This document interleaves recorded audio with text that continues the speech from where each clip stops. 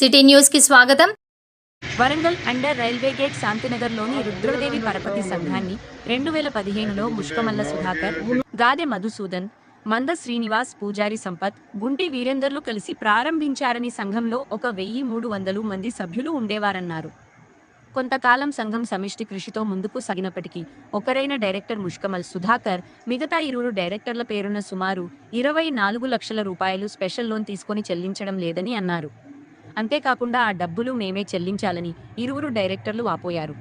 ఇంకా ఈ సంఘం సభ్యులైన 200 మందికి ఒక్కొక్కరికి 12,000 రూపాయల చొప్పున ఇవ్వాల్సి ఉండగా అవి కూడా ఇవ్వకుండా ఇబ్బందులకు గురి చేస్తున్నట్లు తెలిపారు. గత కొన్ని నెలలుగా సంఘ సభ్యులు సంఘం కార్యాలయం ఎదుట నిరసన తెలిపారని, అందుకు సంబంధిత మిల్స్ కాలనీ పోలీస్ స్టేషన్లో సైతం ఫిర్యాదు చేసినట్లు డైరెక్టర్లు పూజారి సంపత్, గుంటి వీరేందర్లు పేర్కొన్నారు.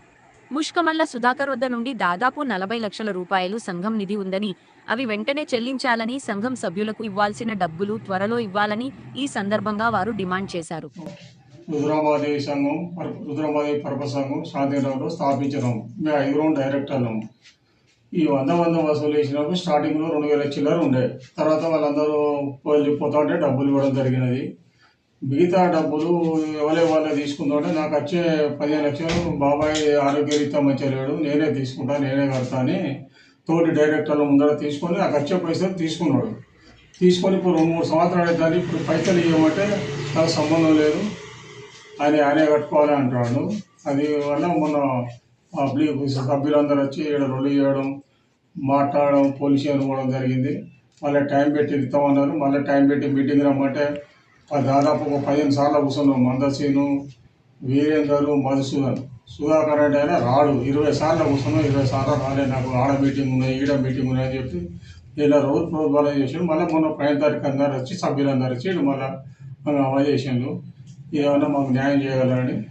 మరి రుద్రమదేవి పరపతి సంఘంలో నేను డైరెక్టర్ని. నా పేరు మీద ముష్కమల్ల సుధాకర్ స్పెషల్ లోన్ తీసుకున్నాడు. ఇప్పుడు అడిగితే నేనేమి ఇచ్చేది లేదు, నువ్వే కట్టాలి అంటాడు. ఇప్పుడు సంఘం అయోమయం అయిపోయింది. ప్రజలు తిరుగుతున్నారు. పోలీస్ స్టేషన్ వరకు కూడా పోయినాము. ఆ లెక్కలు కూడా సరిగ్గా లేవు. నేనేమి చేయలేదు అంటాడు. ఇందుకే మేము మీడియా ముందు వచ్చి చెప్పగలుగుతున్నాం. దీన్ని న్యాయం చేసి చెప్పించగలరు.